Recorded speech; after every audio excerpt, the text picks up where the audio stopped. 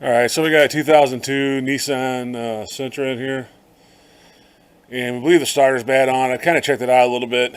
The battery is okay. I just got it in the charger because it's been sitting a while, and you can hear the solenoid click, but there's no, the starter's not turning over. On this particular car, the starter is actually, in between the firewall and the engine here on the bad side, so you got to get to it from underneath. There's one bolt up here we have to get to. But before we do that, we will check and make sure it's got voltage down to the starter, all that good stuff. And if it does, then I'll show you how to pull it off. And we'll bench test it just for fun. And then we'll go get a starter for it. So I'm going to get under there and make sure it's got voltage going down to the starter and all that good stuff. And then we'll start taking it apart if it does. Alright, so there's the starter right there. I just checked voltage down to the starter. It's getting the correct voltage. It should have battery voltage down there with the key off. They don't make this super easy to get to. On this one, on the older ones, they had a bolt that came from this end and went into the transmission. The other one went to the transmission first and then to the starter. It looks like both the bolts for the starter are on the transmission side, so they kind of changed it around, I guess, depending on the year. So I'll go ahead and first thing we'll do, you'll take your battery loose first, because you don't want to weld under here. And then once we get the battery loose, I will take those two bolts off. Actually, what I'll do is I'll take this bolt off here, which looks like a 13 millimeter for the battery cable, and we'll disconnect the solenoid wires, and then we'll just go ahead and pull those two bolts off on the transmission side. I'll try to fish those out. I don't know if I got the camera down in there, but yeah, that's basically what we're going to do at this point. So anyway, I will get the main feed off here and then the main battery cable, and then we'll look for those bolts on the transmission side. So after you test your starter, the voltage, and make sure you got power going down in your starter and all that, first thing you want to do is take your battery loose. This is obviously really dirty. We'll clean that up before we give it back to the customer. But just take your cables loose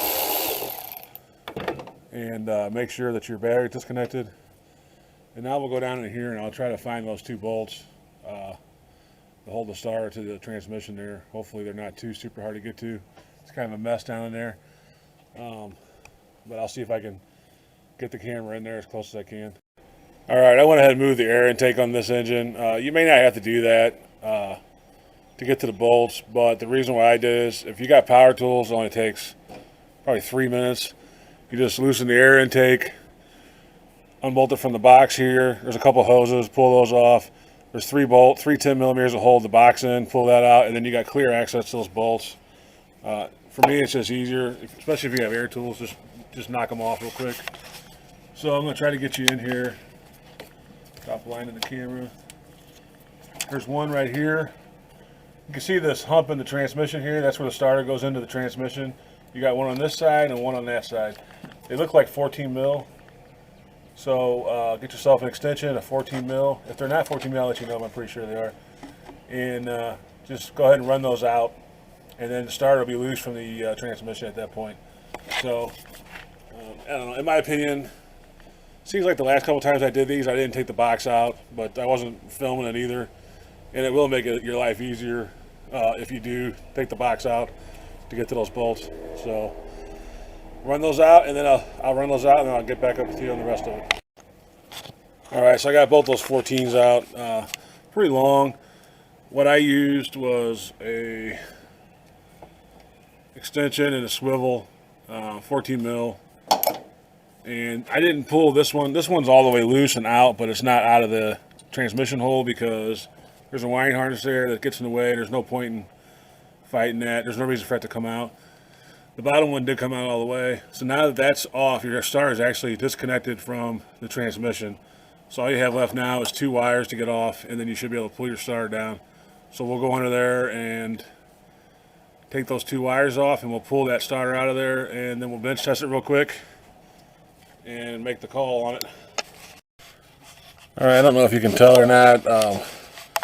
starters kind of fell down out of place now because it's unbolted from the transmission. We still got to get that 13 millimeter nut right there off for the battery cable. And then that solenoid wire has a pigtail on it, needs to be disconnected, and then we can pull it out. So usually those battery cables are 13 mil, which this one is. And then the solenoid cable, and then you should be able to fish this thing out of there.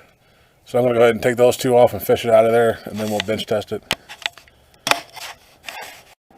Alright, so we're just doing kind of a primitive, basic bench test on the starter. I got mine going. I got my leads going to my battery charger. Got it on, of course. Put your ground on the starter itself. That's where it grounds out when it's on the transmission anyway. So put your ground on the ear in the starter. Then take your positive and stick it to where your battery cable was on the starter solenoid, which is the main one. And then what you want to do is take a small lead and hook that to your battery cable, and then put that other end into the solenoid wire. You can see here what's happening is the solenoid actually works on this. The starter's bad. That's why we could hear it clicking when we were hitting the key. But when you go, the solenoid engages, that's engaging, but it's not spinning. So we know definitively the starter's bad. And we will go to the auto parts store and fix it. But that's just a basic, easy way to bench test these real quick. AutoZone kind of does the same thing, except they got a little bit fancier machine. You can do that to your battery as well. Hook jumper cables to your battery. One end on the battery, then the other end set up like this. I usually just use my battery charger to do this. Anything works. Just 12 volts to that solenoid. So yep, it's definitively the starter motor. We'll go ahead and swap this out, and I'll show you putting it back in. Alright, so O'Reilly's gave me this starter. Looks like it's already been put on a car before.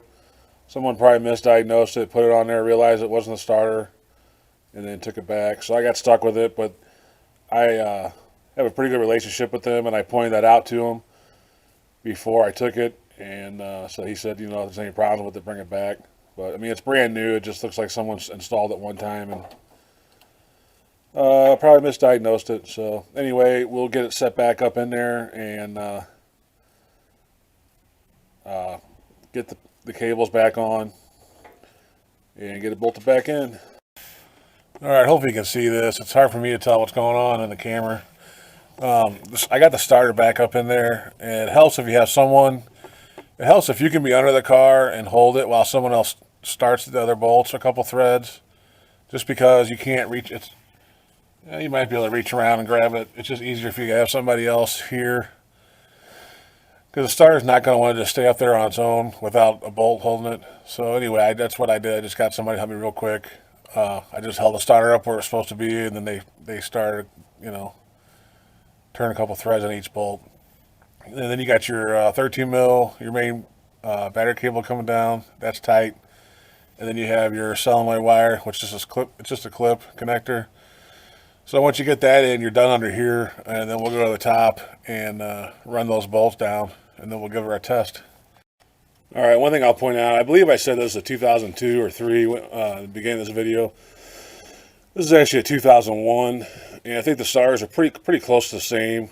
Well, they're in the same spot and all that. It's pretty much the same job. The difference is, don't quote me on this, but I'm pretty sure on 2002 on up, they have one bolt that goes this way in the transmission on the top, and then the bottom one actually goes in on the starter and then in the transmission. So that's going to be the main difference.